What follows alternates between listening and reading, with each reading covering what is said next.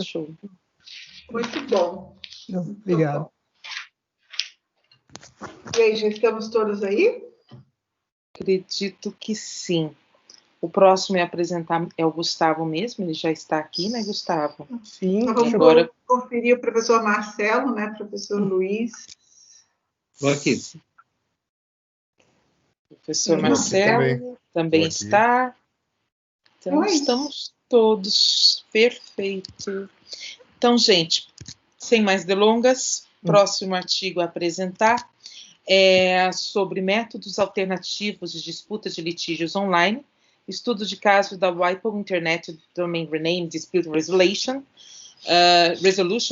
do Gustavo Henrique de Pádua Castro, da Universidade do Minho de Portugal. Gustavo, a palavra é toda tua. Obrigado, professora. Já vou disponibilizar também a apresentação para vocês acompanharem. E agora a gente vai falar de um tema bastante interessante ligado a direito internacional e propriedade intelectual, e que também, assim como o tema anterior, também pode ser uma saída profissional interessante para os alunos da Univille e para todos os colegas que estão aqui presentes. A criação do protocolo HTTP, o Hypertext Transfer Protocol, pelo professor Tim Berners-Lee na década de 90, propiciou um novo espaço virtual para indivíduos e pessoas estabelecerem suas ideias e negócios. Para que todos possam encontrar o caminho para sua página preferida na rede, foi criado o recurso denominado DNS, o Domain Name System, ou Sistema de Nomes de Domínio. Nele, ao invés de o usuário acessar ao site do seu computador até um endereço IP com 12 números em sequência, por exemplo, 192.0.0.34, o usuário vai e digita www.nomedosite.que.com, o que facilita sobremaneira a utilização do caminho.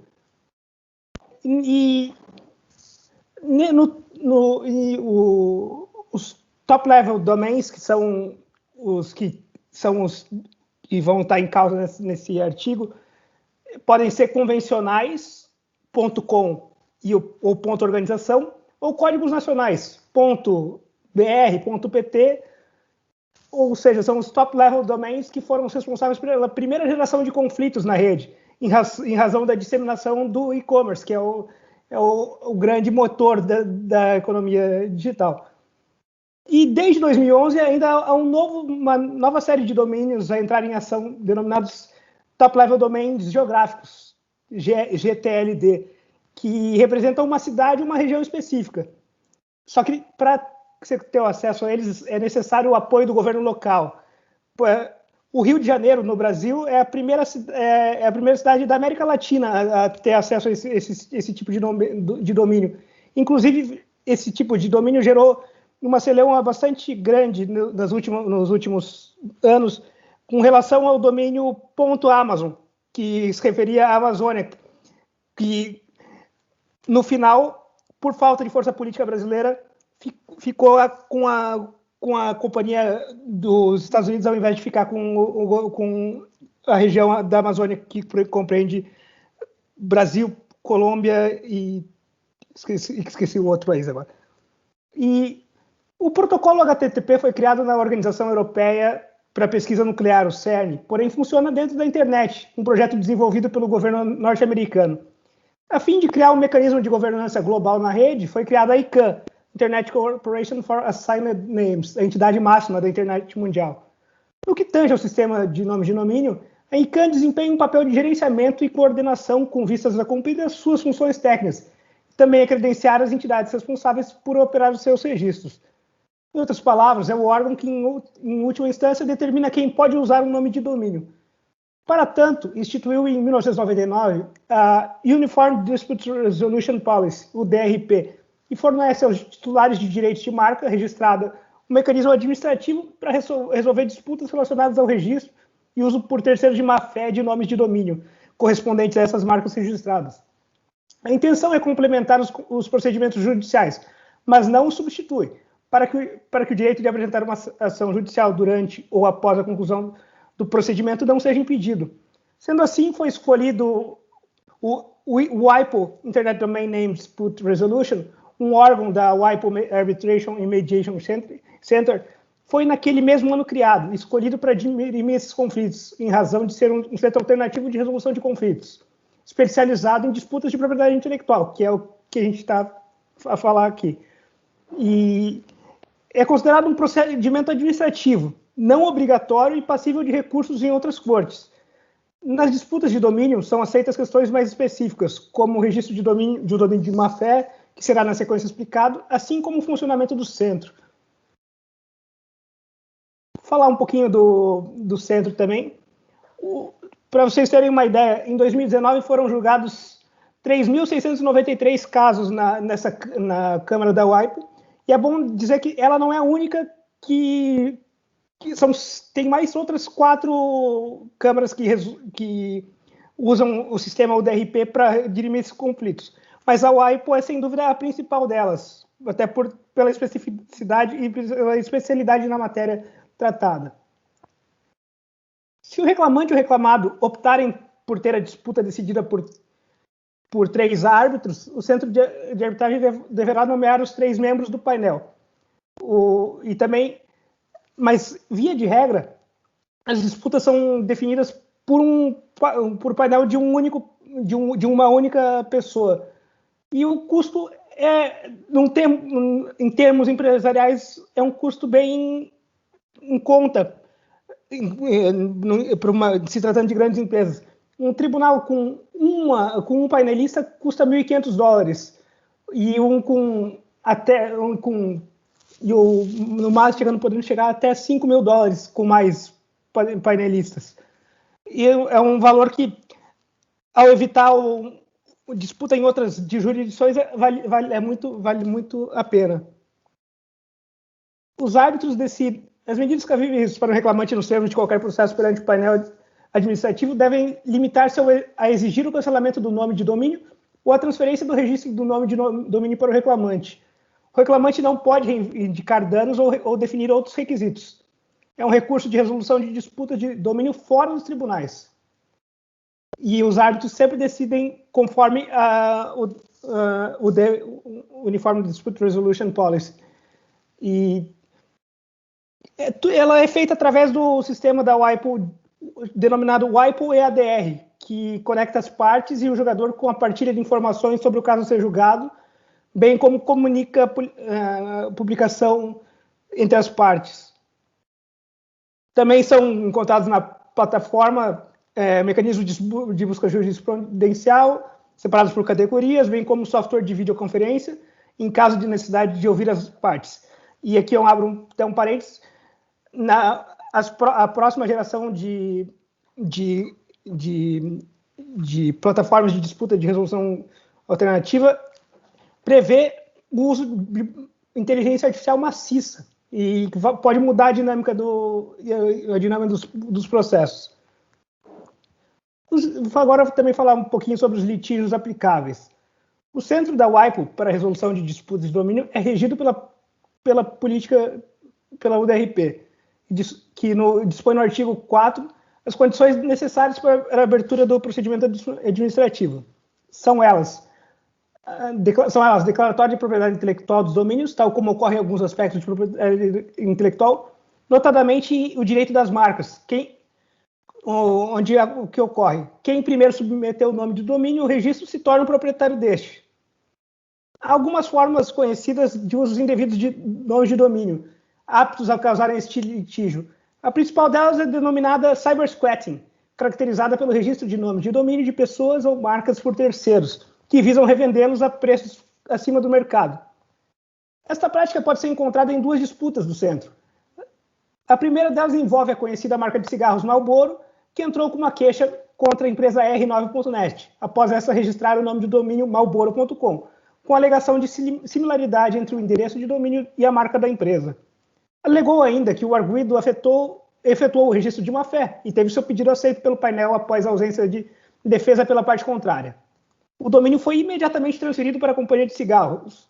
E isso é bem importante, como ela é ligada ao ICANN, assim que é feita, é comunicada e já é efetuado a troca de domínio, sem precisar um tempo muito grande de espera. Em outro caso agora, mais recente, em tempos de pandemia, a companhia farmacêutica Sanofi ingressou no centro contra o cidadão chinês que registrou o domínio sanofivacine.com. O arguido também não efetuou sua defesa, acarretando na transferência de domínio para a Sanofi. Outra forma de pirataria de domínios é chamada de typo squatting, uma espécie de desvio de URL de uma página no qual um pirata, baseado em erros de digitação comumente cometidos pelos próprios usuários, efetua o registro de domínios delas e capta usuários. A Shell entrou com queixa em face da Domains, Best Domains, por essa ter registrado o nome de domínio, shell.com. Aliás, www.shell, sem um ponto. E este direcionar para a página abortionismurder.com. O requerido se defendeu pedindo $549 mil para sua transferência. O centro não acatou o pedido da defesa e determinou ao ICANN a transferência para a Shell sem custos. Por fim, o cybersmearing é um procedimento na qual são adicionados termos que coloquem em causa o bom nome de uma empresa em um domínio. Como, por exemplo, vou citar um caso até que não foi para julgamento na Câmara, mas é bem conhecido no Brasil, que o jornal Folha de São Paulo foi vítima, através da criação do domínio satírico Falha de São Paulo. Vou falar um pouquinho rapidamente dos procedimentos. Vocês podem ver nas imagens ali tudo que o formulário precisa conter, do nome, o tipo de domínio, a marca, o serviço. E, além desses requisitos procedimentais, as partes podem também firmar um acordo e pactuar com a decisão do procedimento administrativo. E devem informar, e têm a obrigação de informar se estão a tomar medidas judiciais quanto ao conflito em causa. Se houver litígio em andamento em outro tribunal, a decisão desse procedimento só será tomada após a sua resolução. Os julgadores escolhidos precisam declarar se possuem algum conflito de interesse antes de ser iniciado o litígio. O centro tem 3 dias úteis para verificar o procedimento inicial. Caso seja necessário efetuar alguma emenda ao pedido inicial, o requerente é notificado para assiná-lo no prazo de 5 dias. O próximo passo é a notificação do reclamado da reclamação. Depois que o reclamante é notificado pelo centro, ele tem 20 dias para registrar uma resposta. A resposta deve abordar especificamente as declarações da queixa, bem como qualquer alegação a considerar necessária.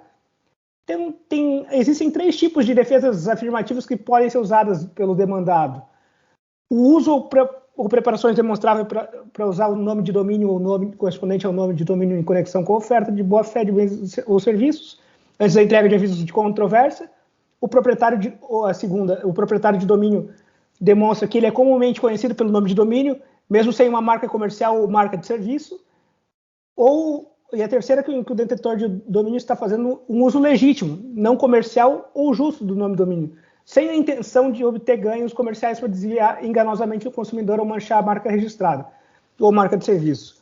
Em caso de revelia, o painel julga o procedimento com base nas informações trazidas na queixa inicial. Uma das principais características desse provedor de resolução de disputas é a celeridade. Isso é fundamental quando uma empresa está sofrendo dano. Enquanto num tribunal nacional pode levar meses, em alguns casos até anos, no caso do Internet Domain Name Dispute Resolution, o tempo médio de duração é de 60 dias. E agora, para finalizar, vou falar um pouquinho dos resultados dessa pesquisa. E o julgamento da Marlboro pela WIPO Internet Domain Dispute Resolution demonstra a importância dos nomes de domínio e a razão de se lutar por um nome de domínio, e vai além de uma questão marcária. O domínio é o próprio estabelecimento comercial e o domain name é o letreiro na porta. Se ele está errado, se ele leva para outro lugar que não o deveria, há ao menos desvio de clientela. Ou seja, há uma questão concorrencial muito forte em âmbito mundial, que só a partir de um painel eletrônico como o da WIPO poderia ser resolvida.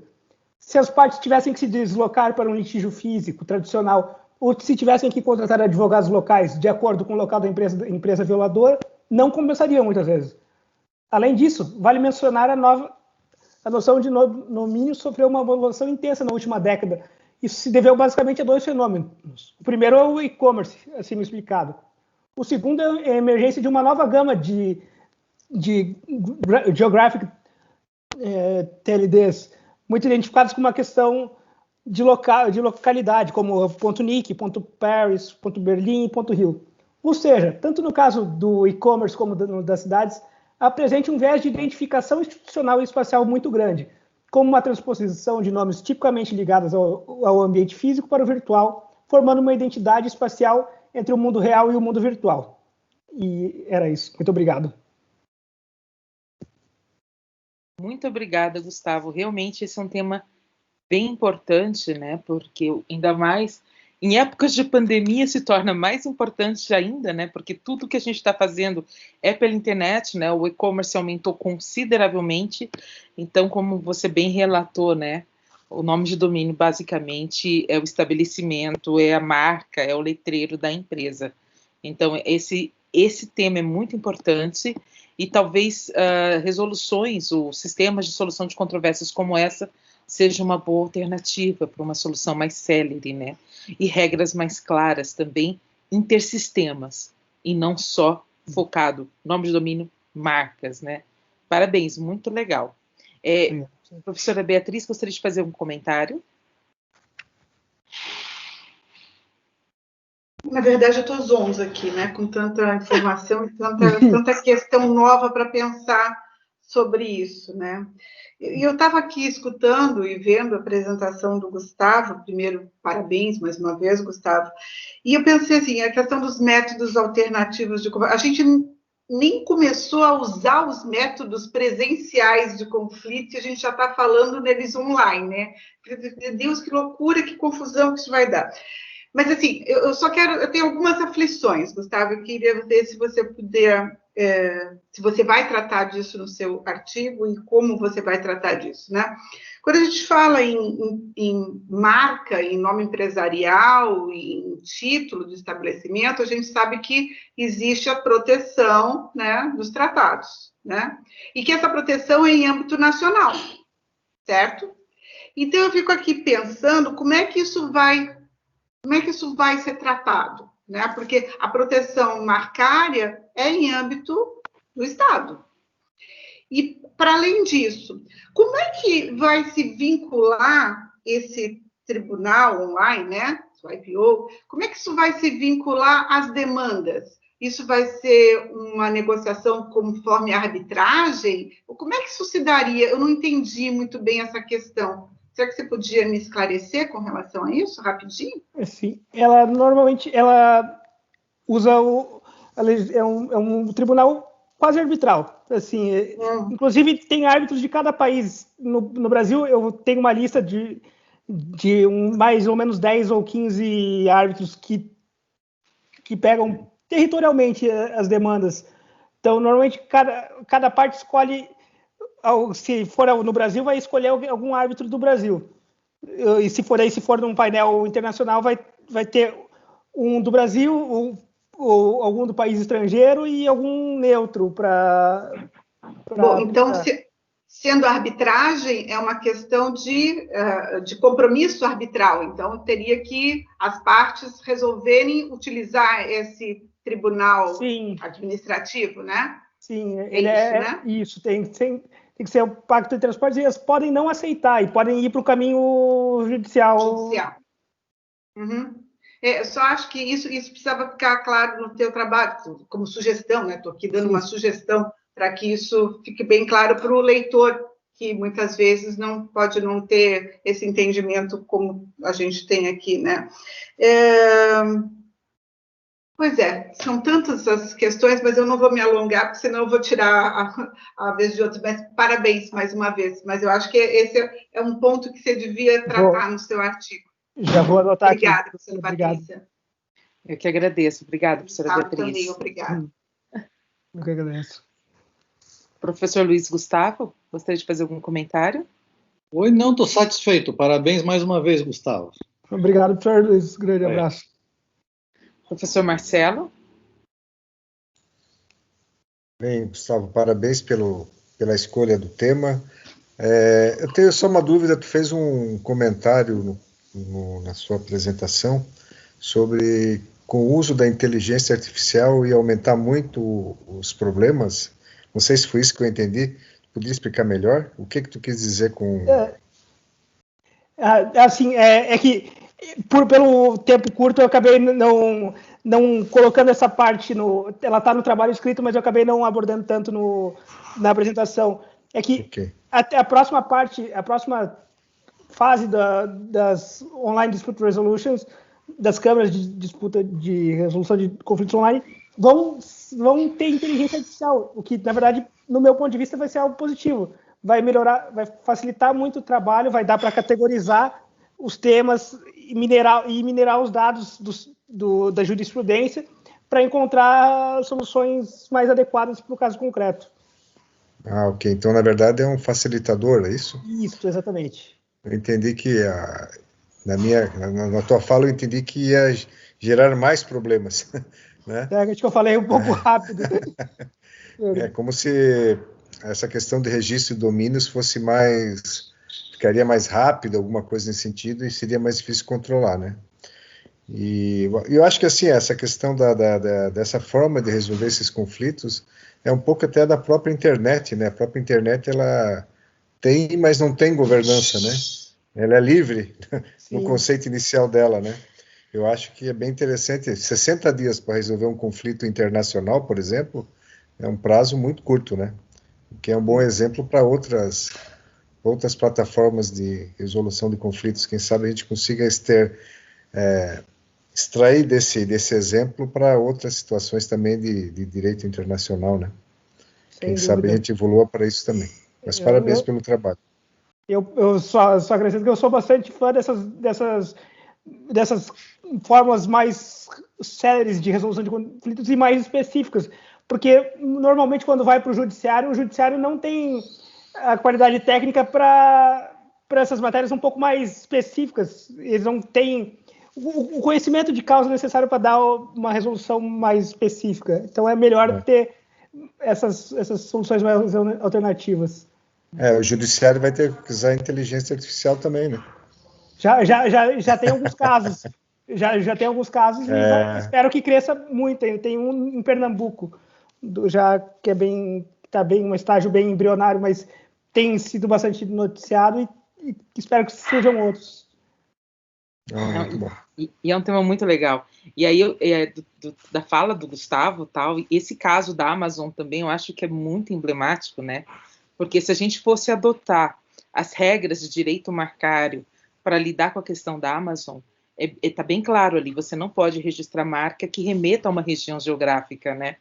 E aí você tem Amazon.com, e no nome de domínio não conseguiu se reverter, porque é um sistema jurídico à parte, apesar de usar o mesmo efeito jurídico, o mesmo valor jurídico que uma marca usaria. Né? Você tem ali a tua marca. E a própria narrativa da marca remete ao rio, né? Remete à grandeza. Eles usam isso como argumento de venda, né? Exatamente. E aí é muito interessante, uma pena que não conseguiram reverter a situação, né? E a população da região amazônica não consegue, por exemplo, vender produtos com este nome de domínio, não pode usar esse nome de domínio, coisa parecida. É interessante isso. Mas parabéns, Gustavo. Muito bom. Muito obrigado, professor. Prazer. Alguém gostaria de fazer mais algum comentário? Patrícia? Sim, por favor, Everton. Só para dizer que realmente é um trabalho de suma importância, né? E quanto que o judiciário ainda estaria aquém de uma satisfação, né? Numa contenda dessas, né? Realmente, 60 dias é rapidíssimo agora. Muito bom o trabalho, hein? Muito obrigado, professor. Merece. Eu ainda espero que um dia o judiciário, eu não digo 60 dias, mas pelo menos uns 180, eu já estaria muito feliz. Verdade. Muito obrigada, professor Everton, pela contribuição. E a gente fica muito orgulhoso, né? Porque é o nosso egresso voando. E isso nos dá muito orgulho. Muito bom. Gustavo, muito obrigada. Muito obrigada. Gustavo, muito obrigada, viu? Não, eu que agradeço, professora. Foi um prazer e uma honra estar aqui dividindo esse momento com vocês. Parabéns. Muito obrigada. Tchau. Tchau, tchau. Obrigada mais uma vez. Tchau, Gustavo. Tchau, professora, obrigado. O outro trabalho, então,